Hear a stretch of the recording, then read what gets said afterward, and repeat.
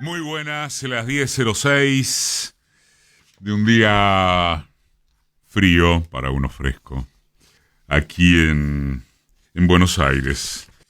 Hay cosas más frías o más calientes, según quiera verse. Estas líneas editoriales, por lo menos para nuestro gusto o deseo, merecen dos aclaraciones, quizá obvias, pero creemos que imprescindibles o convenientes. La primera es que si la economía termina de dislocarse en forma generalizada, con precios enloquecidos, se desvanecerá todo lo sólido que pudiera tener cualquier especulación o argumento. Ayer se firmaron algunos acuerdos de precios que habrá de verse cómo se cumplirán o no, o con qué trampas, con qué sanciones. Y por supuesto que estamos hablando de después de la disparada de a partir del lunes, no de que se retrotraen. Volveremos sobre el tema, claro está. Pero, de cualquier manera, si eso no se, llamémosle, controlara, se precipitaría una noche oscurísima, aunque por suerte o por mérito, este es un país con estabilidad política, a pesar de sus terremotos económicos, al revés de casi todo el resto de América Latina. Porque si no hubiera estabilidad política, ¿quiénes serían hoy los Alfonsín y Duhalde?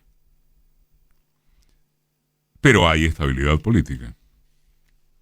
Pese al sacudón de las PASO, sigue notándose ese divorcio entre el sentimiento popular y los análisis de cúpulas, entretenimientos comunicacionales, etcétera, ¿no?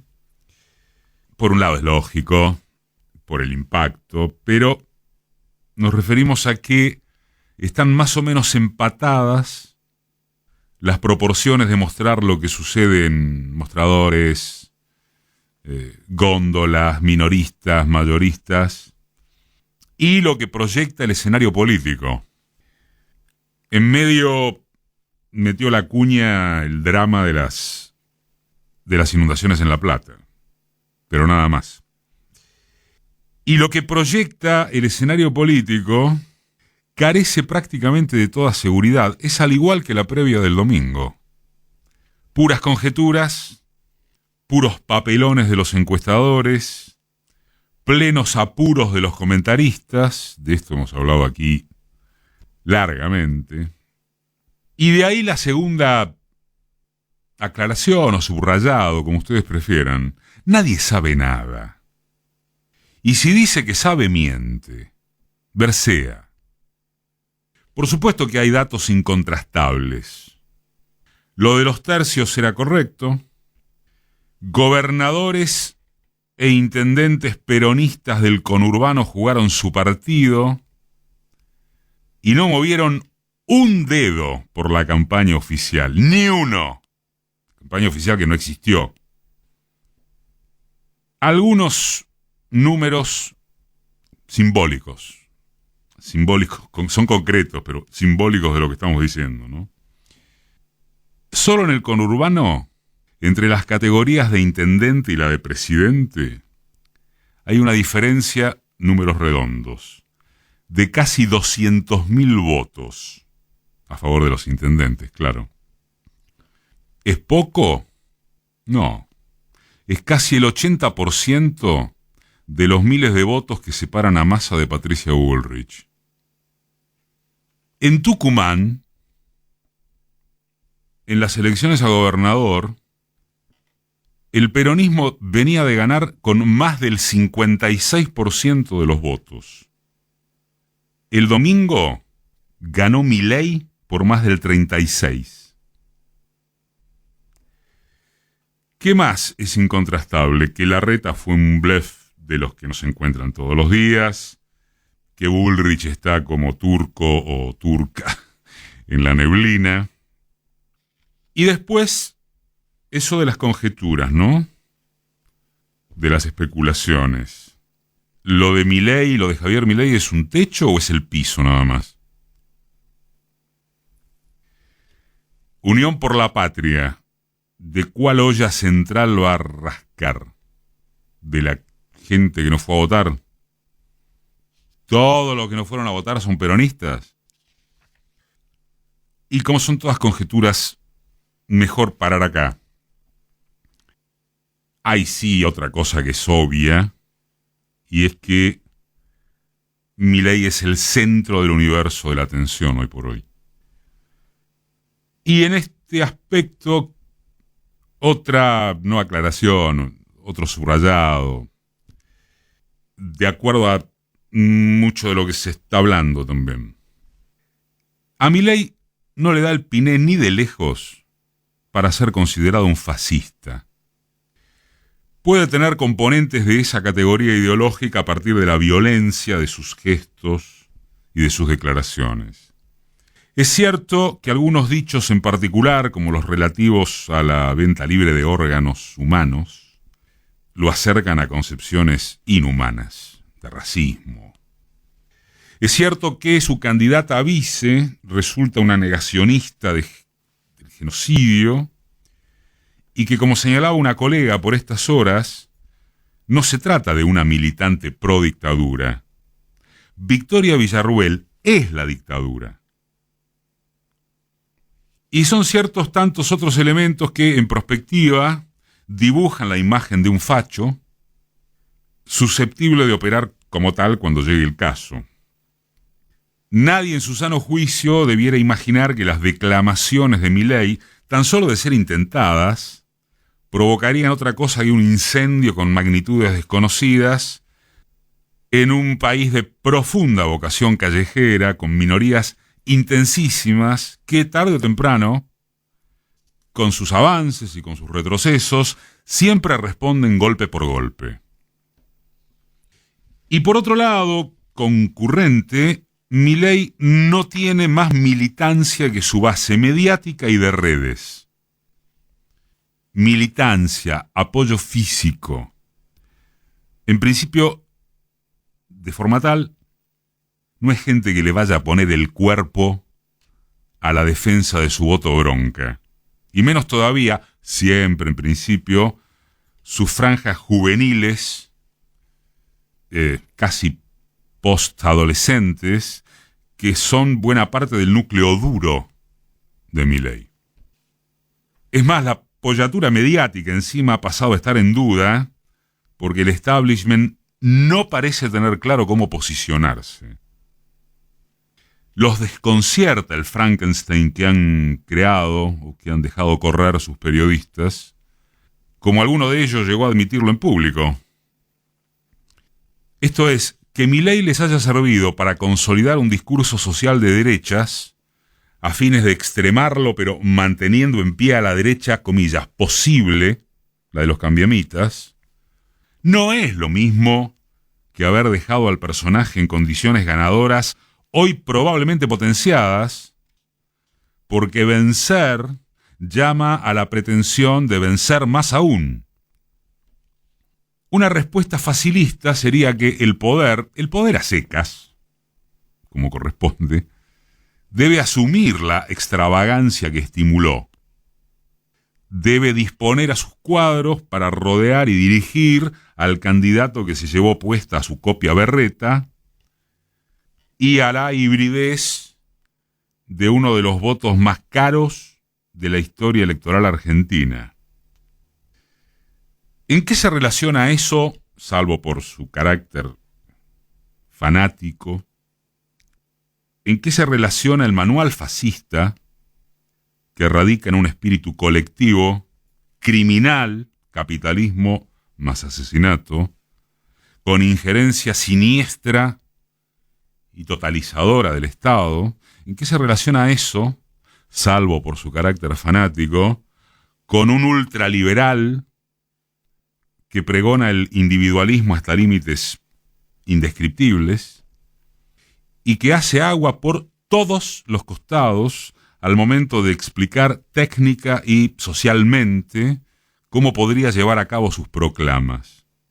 Desde ya, nada de eso les interesa a sus votantes, ni a los comunicadores que lo entrevistan. Semeja que ya sin retorno, diga lo que diga, o justamente porque dice lo que dice, Milei tiene licencia para inventar lo que fuere. A manotear la plata de ahorristas y jubilados para constituir un reemplazo de bonos que atraería miles de millones de dólares de inversores externos casi de la noche a la mañana, le llama algo así como creación de clima expansivo.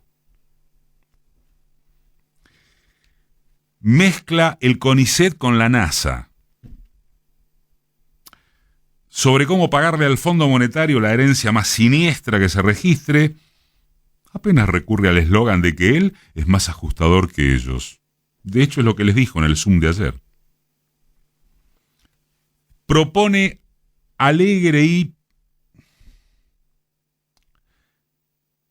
¿cómo decirlo?, constipadamente a la vez, porque nada en él tiene algún síntoma de cariño, salvo lo estimable de sus perros y la hermana.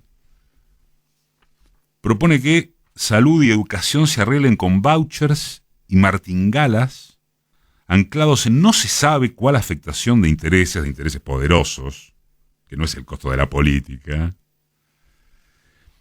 y anclados tampoco se sabe en qué precepto constitucional en el país donde su admirado menemismo liquidó los alcances nacionales de educación y salud.